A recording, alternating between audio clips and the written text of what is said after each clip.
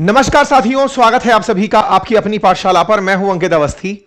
हाल ही में जिस तरह के हालात मिस्टर ट्रंप ने बनाए हुए हैं, जहां तक पिछले साल तक ये पीस प्रेसिडेंट बने हुए थे, इस समय ये युद्ध की पूरी तैयारी के साथ दुनिया में एकदम आग लगाए हुए हैं। फिलहाल के लिए जिस तरह से इन्होंने वेनेजुएला के साथ किया, वो रुका नहीं सिलसिला कि ईरान के अंदर आगजनी होना शुरू हो गई।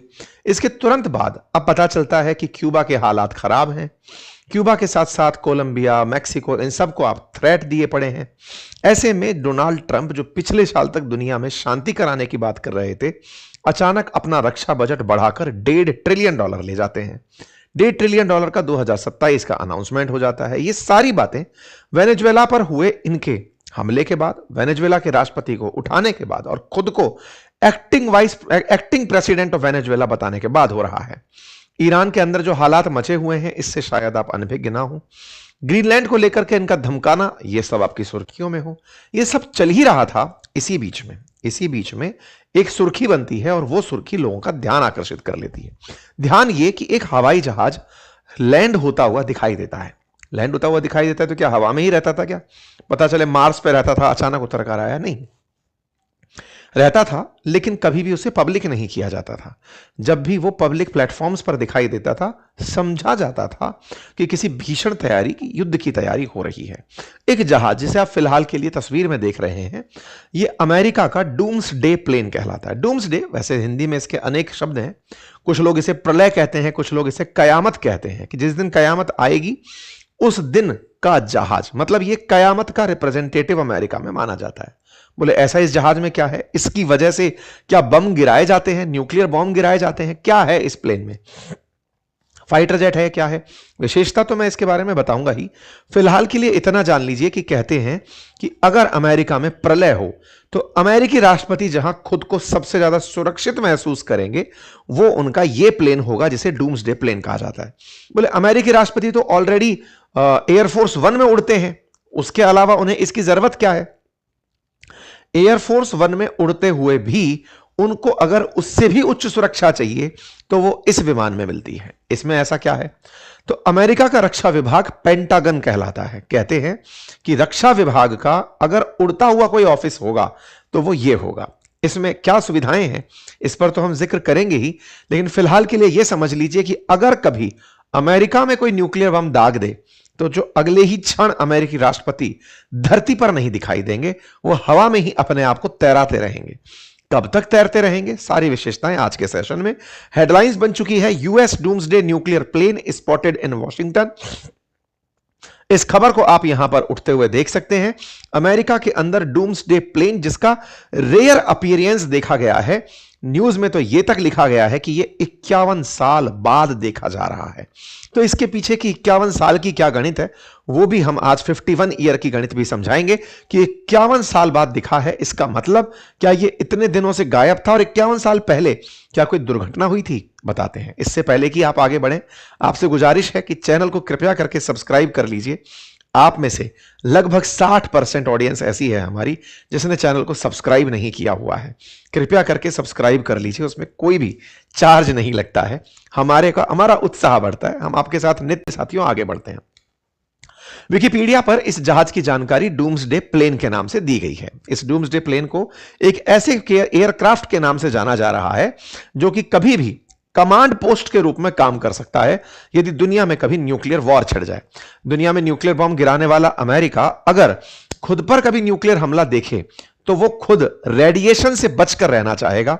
अमेरिका के राष्ट्रपति दुनिया में कहीं बम गिराना हो या बम की रेडिएशन से बचना हो तो इसके लिए वो जिस जहाज में रहकर खुद को न्यूक्लियर रेडिएशन से बचा सकते हैं, उसे डूम्सडे प्लेन नाम दिया गया है। वास्तविकता में यह प्लेन बोइंग का E-4B नाइट वॉच प्लेन है और इस प्लेन को पहली बार काफी दशकों पहले देखा गया था जब अमेरिका में 9/11 हमला हुआ था। उस समय के राष्ट्रपति जॉर्ज डब्ल्यू बुश इस जहाज के अंदर बैठे दिखाई दिए थे। यह वो जहाज है। एयरलाइन वीडियो करके एक ट्विटर चैनल है, उसने इस वीडियो को पोस्ट किया। उसके बाद ये हर जगह की सुर्खी बन गई। जनरली ये वीडियोस, इस तरह के वीडियोस डिफेंस रिलेटेड हैं और डिफेंस डिपार्टमेंट ही इस हवाई जहाज का मेंटेनेंस करता है, यानी कि ये रक्षा मंत्रालय के पास रहने वाला विमान है। यह विमान हाल ही में अमेरिका के अंदर वापस से तस्वीरों के अंदर चर्चा में आया, इसलिए यह हेडलाइंस बनी कि 51 साल की हिस्ट्री में बोइंग 747 E4B नाइट वॉच, जिसे डूम्सडे प्लेन के नाम से जाना जाता है, यह लाइव देखा गया। इसके बाद से लगातार सुर्खियां बची हुई हैं कि जब अमेरिका में 9/11 का हमला हुआ था, उस समय जॉर्ज डब्ल्यू बुश इस जहाज के थ्रू उड़ते हुए दिखाई दिए थे। अब यह फिर से दिख रहा है, तो क्या ट्रंप, जो लगातार मैक्सिको, ग्रीनलैंड सबको धमकी दे रहे हैं, क्या दुनिया में कुछ भीषण होने जा रहा है? इस तरह के जहाज का देखा जाना एक पब्लिक प्लेस पर यह अपने आप में बड़ी बात माना जा रहा है। कहा जाता है कि यह प्लेन जनरली नेब्रास्क करके इनका जो एरिया है वहां पर खड़ा दिखता है। कयामत विमान, डूम्सडे प्लेन, जिसके बारे में वेबसाइट पर एयरफोर्स के द्वारा इसका मेंटेनेंस जानकारी दिया हुआ है, E4B के नाम से जाना जाता है। यह डूम्सडे प्लेन नाइट वॉच कई सारे फीचर से जुड़ा है, लेकिन जो इसे सबसे खास बनाता है, या फिर कहिए कि अमेरिका के राष्ट्रपति के एयरफोर्स 1 से ऊपर ले जाता है, उसमें इसकी विशेषता न्यूक्लियर रेडिएशन से बचने की है। एयरफोर्स 1 भी अमेरिका के राष्ट्रपति का सबसे सुरक्षित जहाज कंसीडर किया जाता है दुनिया में, लेकिन अगर उससे भी ऊपर कोई जहाज है तो वो इसे कंसीडर किया जाता है, जिसमें इलेक्ट्रोमैग्नेटिक शॉक वेव का भी कोई असर नहीं पड़ सकता। हमले की तो बात भूल जाइए, इसे कोई निशाना नहीं लगा सकता, यह रडार पर ट्रैक नहीं हो सकता, वो तो सब सुविधाएं साधारण हैं, लेकिन जब रेडिएशंस लंबे समय तक शॉक पैदा करती हैं, उस शॉक का भी इस पर असर नहीं पड़ सकता। सामान्यतया कोई भी विमान जब उड़ता है तो उसकी एक सीमा होती है, वो एक लंबे समय तक हवा में नहीं रह पाता। इस विमान के बारे में कहा गया है कि यह लगातार 72 घंटे तक हवा में उड़ सकता है। 72 आवर्स तक हवा में उड़ने की विशेषता रखता है ये डूम्सडे प्लेन। इसे बीच बीच में हवा में ही रिफ्यूल भी किया जा सकता है, फाइटर जेट्स की तरह। एक बार में 12 घंटे अनइंटरप्टेड तरीके से उड़ने की क्षमता रखने वाला यह विमान किसी अन्य विमान की मदद से हवा में ही फ्यूल भर भी सकता है, जैसे सामान्यतया फाइटर जेट्स में होता है, और यह लगातार बिना मेंटेनेंस के 72 घंटे तक आकाश में रह सकता है। बोइंग का यह E4 सीरीज विमान दिखने में कुछ ऐसा है, इसे अंदर की तस्वीरों में ऐसा देखा जाता है। कहा जाता है कि इसके अंदर पूरी तरह से कमांड सेंटर है। अमेरिकी राष्ट्रपति यहां रहकर पूरे अमेरिका में जहां चाहें अपने जरूरत भर की कमांड प्रेषित कर सकते हैं। तस्वीरों को आप देखकर अंदाजा लगा सकते हैं कि यह पूरा एक ऑफिस जैसा दिखाई देने वाला हवाई जहाज है, जिसमें न्यूक्लियर कमांड कैपेबिलिटीज, यहां पर side wise lower level conference and command centre, refuelling probe, ये तमाम सुविधाएं इसके अंदर लगी हैं। जानकारियों के हिसाब से अगर बात की जाए तो कहा जाता है कि इसकी कीमत 2025 के हिसाब से लगभग 4000 करोड़ के आसपास लागत के रूप में आती है। यह बोइंग का E4B नाइट विमान के नाम से जाना जाता है। आज से 25 साल पहले जब अमेरिका पर आतंकी हमला हुआ था तो कुछ जॉर्ज डब्ल्यू बुश इस जहाज पर इस तरह से देखे गए थे। अब बात करते हैं 51 साल का फिगर क्या है, न्यूज चैनल्स इसे यूज क्यों कर रहे हैं। असल में वर्ष 1975 में इस प्लेन का पदार्पण हुआ था, इस वजह से E4B का 51 साल का आंकड़ा लिया जाता है। 51 ईयर इसके अब तक लॉन्च के हो चुके हैं। इसका दिखना 51 ईयर्स में बहुत रेयर हुआ है, इसलिए इसे उस रेयर इवेंट के रूप में देखा जा रहा है। बोइंग के द्वारा फ्यूचर में E4C क्लास भी विमान बनाया जाएगा। यह अपने आप में सरकार के लिए न्यूक्लियर हमले की चेतावनी जैसा दिखता है। जब ऐसी बातें हो रही हों तो सवाल उठता है कि आफ्टर ऑल ऐसी आवश्यकता क्या आ पड़ी। तो देखिए, ट्रंप ने जो हालात दुनिया में पैदा किए हैं, पिछली बार तक 8 युद्ध रुकवाने के और इस बार शायद 8 देश बर्बाद करने के। इस बार इन्होंने जब से मादुरो को उठाया है उसके बाद से इनका दिमाग शांत नहीं हो रहा है। हाल ही में इन्होंने अपनी प्रोफाइल को चेंज करते हुए अपने नाम के नीचे एक्टिंग प्रेसिडेंट ऑफ वेनेजुएला लिख लिया है। वहीं अपने दूसरे नाम के नीचे, मतलब अपने नाम की दूसरी डेजिग्नेशन में प्रेसिडेंट ऑफ यूएस लिखा हुआ है। एक देश खुलेआम किसी देश की संप्रभुता का ऐसे मजाक बनाए, रातों रात किसी देश पर ऐसे कब्जा हो जाए, एक देश के राष्ट्रपति को उठा लिया जाए और उस देश के राष्ट्रपति खुद को घोषित कर दिया जाए। इससे बड़ा सत्ता परिवर्तन क्या हो सकता है? क्या जनता ने लोकतंत्र या तानाशाही के अंदर कुछ चंद लोगों के हाथ में ताकत सौंप दी है? क्या देशों पर कब्जा करना इतना आसान है?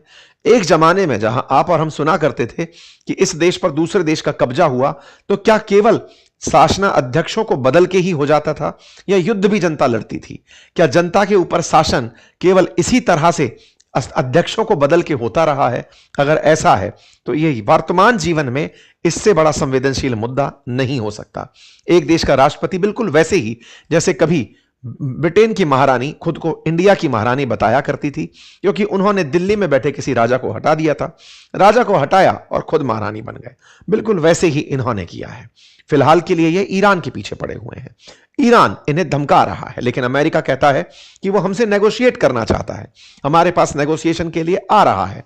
ग्रीनलैंड, उसके पास 20 दिन है, हम 20 दिन में उसका भी कुछ इलाज कर देंगे। इस बीच में दुनिया भर के देश, यूके जैसे देश अपने आप को अभी भी इनोसेंट दिखा रहे हैं, कह रहे हैं कि सर आपको डर लगता है कि रूस और चीन कुछ कर सकते हैं तो हम अपनी सेना भेज देते हैं, हम ग्रीनलैंड की सुरक्षा करेंगे। इनसे मूर्ख कोई हो नहीं सकता। जब खुद जान रहे हैं कि ट्रंप उसे लेने की बात कर रहा है, तब भी ये इस तरह की बात कर रहे हैं। खैर, हाल ही में इन्होंने क्यूबा को धमकी दी, एक बड़ा ट्वीट लिखा और कहा कि तुम्हें वेनेजुएला से तेल मिलता था, तुम सरवाइव करते थे, अब तुम्हारे वेनेजुएलन आका को हमने हटा दिया है। ऐसे में क्यूबा वालों, तुमने पहले भी बहुत तानाशाहों को पाला है, क्योंकि अमेरिका का क्यूबा के साथ एक बड़ा संघर्ष रहा है। एक बड़ी कहानी है क्यूबन क्राइसिस की, ऑलरेडी हमने उस पर वीडियो किया है। फ्यूचर में चाहेंगे तो उस पर एक बार और सेशन साझा करेंगे। इन्होंने क्यूबा के राष्ट्रपति को याद दिलाते हुए कहा कि आप लोग अब सुधर जाइए, अदरवाइज दिक्कत हो जाएगी। दिक्कत हो भी गई। क्यूबा के अंदर अचानक एक वायरस पता चलता है, हेडलाइन बनती है, लोग अस्पतालों में एडमिट होते हैं। अब यह कहना आरोप लगाने जैसा होगा कि क्या यह अमेरिका ने किया है। एनीवे, फिलहाल के लिए क्यूबा को ट्रंप धमकाए पड़े हैं। वहीं दूसरी तरफ कनाडा को टेंशन बढ़ती जा रही है कि कहीं ऐसा तो नहीं एक बार ग्रीनलैंड होने के बाद हमें सैंडविच बना के खा लिया जाए। जो भी हो, ट्रंप के इरादे लगते ऐसे ही हैं। 2027 में इन्होंने डिफेंस बजट $1.5 ट्रिलियन होने का अनाउंसमेंट किया है। इतने बजट का क्या करेंगे? दुनिया में किसके ऊपर गोला बरसने वाला है? किसका रीडेवलपमेंट होने वाला है? और ऐसे में क्या वाकई में न्यूक्लियर हमले की सुगबुगाहट है? अगर ऐसा है तो अमेरिकियों के लिए अमेरिका का प्लान क्या है? तमाम प्रकार के इंफॉर्मेशन सिस्टम के अलावा क्या कोई और प्लान इनके पास है? मेडिसिन, सूचना तंत्र, ये तो सबके देशों के पास आज उपलब्ध है, लेकिन कहीं ना कहीं अमेरिका में राष्ट्रपति खुद को ही बचाकर चल रहे हैं और शायद जिन पर शासन किया जाता है उनकी इतनी ही वैल्यू होती होगी। तभी तो इन सभी राष्ट्राध्यक्षों के पास अपने बचने के एग्जिट प्लान्स भी हैं। तो आइए चर्चा करते हैं बचने के प्लान पुतिन के, प्रधानमंत्री मोदी के, शी जिनपिंग के क्या हैं। अगर डूम्सडे की स्थिति हो तो रूस इस स्थिति से कैसे निपटता है? इस स्थिति के लिए रूस के पास एक विमान है जिसका नाम इल्यूशाइन IL-80 है। कहा जाता है कि यह विमान भी डूम्सडे विमान की तरह से ट्रीट किया जाता है। इसे मैक्सडोम कहा जाता है। यह भी डूम्सडे यानी कि प्रलय की स्थिति में रूसी राष्ट्रपति जिस विमान में बैठकर हवा में रहेंगे वो विमान है। क्या चाइना को इस दिन का डर नहीं लगता? चाइना का डर तो लगता है, लेकिन उन्होंने कोई विमान नहीं बनाया। उनका मानना है कि हवा में तो फिर भी आपको सैटेलाइट से ट्रैक किया जा सकता है कि आप कहां उड़ रहे हैं। बंकर बना करके अगर जमीन के भीतर रहा जाए, अंडरग्राउंड रहा जाए, तो पहचानना मुश्किल होता है। ये लोग कुछ उसी तरह की तैयारियों में जमीन के भीतर तहखाने बना रहे हैं किसी विपरीत परिस्थिति से निपटने के लिए। ऐसे ही भारत के बारे में भी कहा जाता है। भारत के पास बहुत से कमांड सेंटर्स और भूमिगत ठिकाने हैं जो किसी प्रलय की स्थिति में बचने के लिए इस्तेमाल किए जा सकते हैं। दुनिया में सबसे पहले युद्ध बरपाने वाले यूरोपियन देश, उनके क्या पास प्लान होता है? उनके पास भी कुछ इसी तरह के बंकर्स हैं जो विपरीत परिस्थितियों में इनको सुरक्षा उपलब्ध करा सकते हैं। चाहे कोल्ड वॉर एरा रहा हो, चाहे उससे पहले के युद्ध वर्ल्ड वॉर के रहे हों, इस तरह की व्यवस्थाएं इन लोगों के पास रही हैं। कुल जमा अर्थ यह है, जब जब दुनिया में अशांति की बात होती है तो एक्सट्रीम परिचर्चाएं चर्चा का विषय बन जाती हैं, और एक्सट्रीम परिचर्चाओं में ही डूम्सडे प्लेन की चर्चा आज जैसे ही निकल कर आई तो मन में एक भाव जरूर पैदा हुआ कि आदमी की अति लालसा इंसान को, विश्व को किस ओर धकेल देती है। आप लोग इस विषय पर क्या सोचते हैं? क्या वर्ल्ड वॉर 3 की तैयारी चल रही है? अगर आपको ऐसा लगता है तो कमेंट बॉक्स में अपनी राय जरूर दीजिएगा। फिलहाल के लिए इतना ही। चैनल पर नए